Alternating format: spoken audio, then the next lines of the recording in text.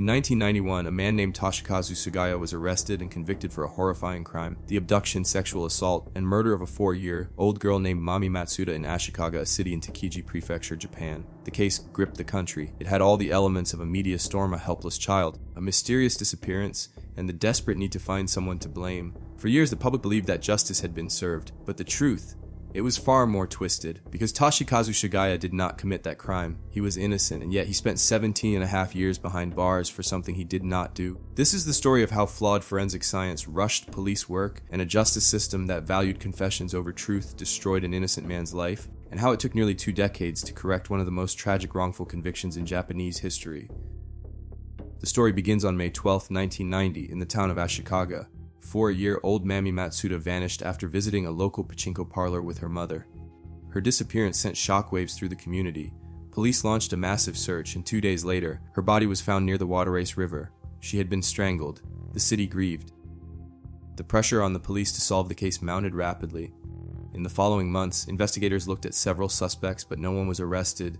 The case stalled and public frustration grew. Then, over a year later, in 1991, police turned their attention to a 44-year-old kindergarten bus driver named Toshikazu Sugaya. Sugaya was quiet, socially awkward, and lived alone. He had no criminal record, but he fit the type the police believed could be capable of such a crime. Then came the moment that changed his life forever: DNA test. At the time, DNA analysis was still in its early stages in Japan. The country had just begun to use it in criminal investigations. For the Ashikaga case, a new DNA testing technique was introduced by a prominent forensic expert, Kazuo Nagao. When samples from the crime scene were tested and compared to Sugaya's DNA, the result came back as a match. Based on that, police arrested him in December 1991. But what the public did not know was the test was far from reliable. In fact, the forensic technique used was outdated even at the time. It did not meet international standards. The amount of DNA was too small, and contamination was a serious risk. Yet the prosecution built its entire case around this one piece of evidence. And that was just the beginning of the nightmare. Sugaya was interrogated by police for hours without a lawyer present. He initially denied any involvement, but after intense pressure, threats, and emotional manipulation, he broke down and confessed. Later, he would say he only confessed because he believed no one would believe him anyway. He was tired, terrified, and hopeless. And in Japan's legal system at the time, a confession was as good as a conviction. In 1993, the court found him guilty and sentenced him to life in prison. He would spend nearly 18 years in solitary confinement. During that time, he was allowed almost no contact with the outside world. He was branded a child killer and rapist, one of the most hated men in the country. His family disowned him, his community erased him, and yet he always insisted he was innocent. No one listened. The Japanese justice system has long been criticized for its heavy reliance on confessions. In fact, over 99% of criminal cases in Japan that go to trial result in convictions. Once the prosecution decides you are guilty, the system rarely looks back. Appeals are often rejected. Reviews are rare. And media pressure usually supports the police version of the story. For Sugaya, there was no way out. But in the early 2000s, cracks in the case began to show. Journalists and legal activists started to question the DNA evidence used in the conviction. They asked if the DNA testing was flawed. Could Sugaya have been wrongly convicted?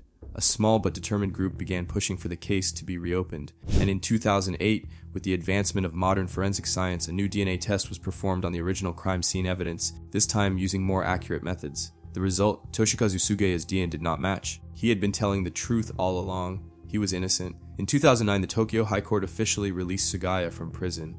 The courtroom was packed with journalists and supporters. When the judge declared that the conviction was based on flawed evidence and that the original DNA match was incorrect, the crowd erupted. Sugaya walked out of the courtroom a free man, but he was also a broken man. Now imagine this. You are imprisoned for nearly 2 decades for a crime you did not commit. You lose your youth, your family, and your freedom. You are shunned, insulted, and forgotten. And when the truth finally comes out, the world says, sorry, but can never give you back what you lost. When Sugaya was released, he was 62 years old. He had been jailed since he was in his 40s. He had missed nearly every technological advancement, every change in society, and every personal milestone. He had no job, no friends, and no money. Reporters followed him everywhere. People stared at him. He became a symbol of Japan's broken justice system, but he was also still deeply traumatized. He later said in interviews that the worst part of prison was not just being locked away, but being called a murderer every day. The guards treated him as subhuman. He was refused books. He was isolated.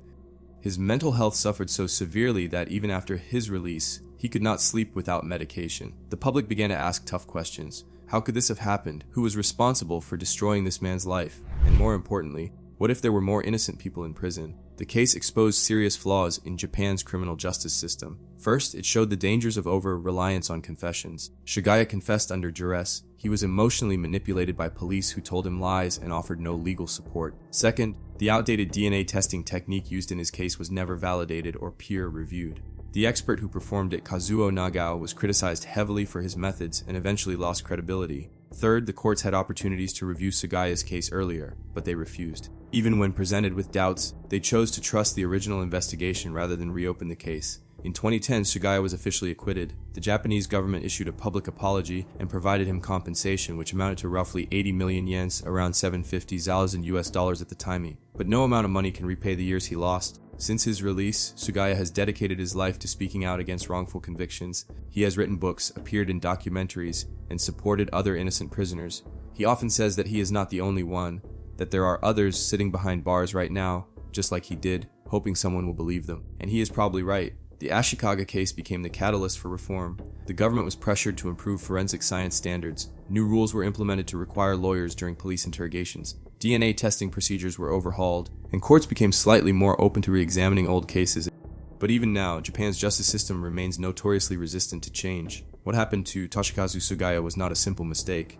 It was a system-wide failure, a failure of science, of law, of humanity. And while the real killer of Mami Matsuda has never been found, the memory of her death and the tragedy that followed it continues to haunt Japan.